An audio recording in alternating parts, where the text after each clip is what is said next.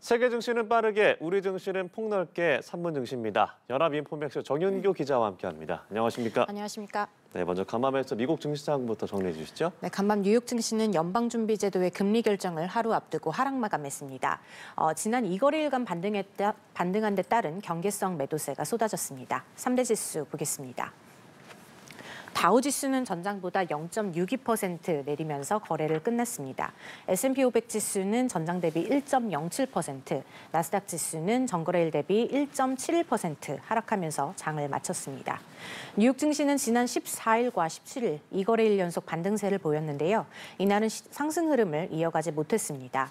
간밤 매도세를 촉발한 만한 새로운 재료가 나오지는 않았고요. 오히려 우크라이나 휴전 협상에서 미국과 러시아가 부분 합의에 도달했다는 소식이 나왔습니다. 하지만 도널드 트럼프 대통령이 촉발한 관세 불확실성은 여전히 투자 심리를 짓누르고 있습니다. 투자자들은 관세 불확실성 속에서 지난 2거래일간의 반등에 따른 포지션 정리에 나섰습니다. 나스닥 지수는 여전히 조정 국면에 머무르고 있고요. 월가에선 시장이 아직 바닥을 친 게 아니라는 분석이 나오기도 했습니다. 네. 시장이 이 관세 불확실성에 힘을 내지 못하고 있는 모습이 이어지고 있습니다. FOMC 일정이 이제 시작이 되는데 기준금리 동결이 우세한 건가요? 네, 연준은 우리 시각으로 내일 새벽 3시 기준금리 결정을 발표합니다. 이번 회의에서 기준금리 동결은 거의 기정사실화되고 있고요. 네. 투자자들은 최근 커지고 있는 경기 침체 우려에 대해서 제롬 파월 연준 의장이 어떻게 평가할지를 주목하고 있습니다.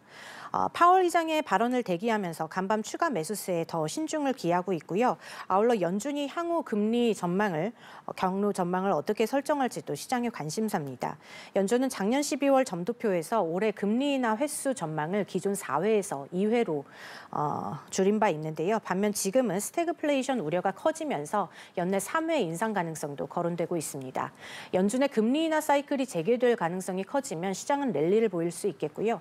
반대로 연준의 매파적 입장이 유지되면 실망 매물이 나올 가능성도 있습니다. 다만 연준이 시장 불확실성을 키우지 않기 위해 다소 어색한 방식으로 금리 전망을 유지할 가능성이 있다는 얘기도 나옵니다. 투자은행 골드만삭스는 정책 불확실성 속에 작년 말 점도표에서 제시된 정상화 과정이 더 지연될 수 있다는 분석을 내놨습니다. 네, 금리 동결 전망이 우세하다면 내일 기자회견에서 파월이 어떤 얘기를 할지도 주목을 해봐야겠습니다. 자, 종목별로 흐름을 살펴보면 테슬라 간밤에 또다시 크게 떨어졌군요. 네, 테슬라는 간밤에 5.3%나 급락했습니다. 중국 비아디가 초고속 충전 시스템을 발표하면서 시장 경쟁 격화 전망에 테슬라 매도세에 불이 붙었습니다. 간밤 급락으로 어제 테슬라 시가총액은 7,200억 달러 수준으로 줄었고요. 시총 순위에서 브로드컴에도 밀리게 됐습니다. 한편 엔비디아는 투자자들의 뜨거운 관심 속에 AI 컨퍼런스 GTC 2025를 열고 새 AI 칩 베라 루빈을 선보였는데요. 시장의 냉담한 반응 속에 주가가 3.4% 밀려났습니다.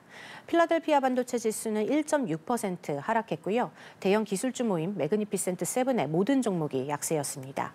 구글은 사이버 보안 스타트업 위즈를 320억 달러에 인수한다고 발표했는데요. 구글 역사상 최대 규모의 인수합병 소식이었지만 시장 전반의 매도세에 휩쓸리면서 알파벳 주가도 2% 이상 후퇴했습니다. 네, 알겠습니다. 다음으로 국내 증시 상황도 점검해 보도록 하죠. 어제 코스피 시장은 어떻게 마무리됐습니까? 네, 어제 코스피는 장중 등락 끝에 이틀 연속 2,610대에서 장을 마쳤습니다. 예. 코스피 종가는 전장 대비 0.06% 오른 2,612.34로 집계됐습니다. 지수는 상승 출발했지만 이내 차익 실현 매물이 쏟아지며 상승분을 반납했고요. 개인이 6천억 원 이상 순매도하면서 지수 상단을 제한했습니다. 미국 연준의 FOMC 회의, 일본은행의 금융정책 결정회의 같은 이번 주 대형 이벤트를 앞두고 투자자들은 경계감을 높였고요.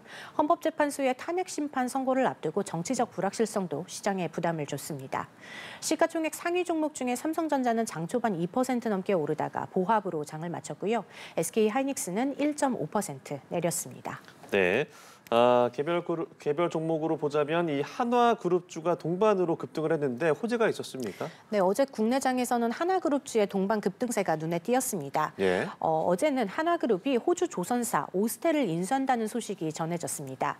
오스텔은 미국 함정을 직접 건조하는 4대 핵심 공급업체 중 한 곳으로 꼽히고요. 특히 미국 엘라베마주의 조선소를 갖고 있어서 이번 인수는 한화의 미국발 특수선 사업 진출을 위한 것으로 해석됐습니다. 한화 엔진은 단숨에 14% 가까이 치솟았고요. 한화 시스템과 하나 오션은 각각 6% 이상 뛰어올랐습니다. 한화는 3.6% 상승 마감했습니다. 네, 알겠습니다. 오늘 말씀 여기까지 들어보죠. 지금까지 3분 증시 연합인포맥스 정윤교 기자와 함께했습니다. 고맙습니다. 고맙습니다.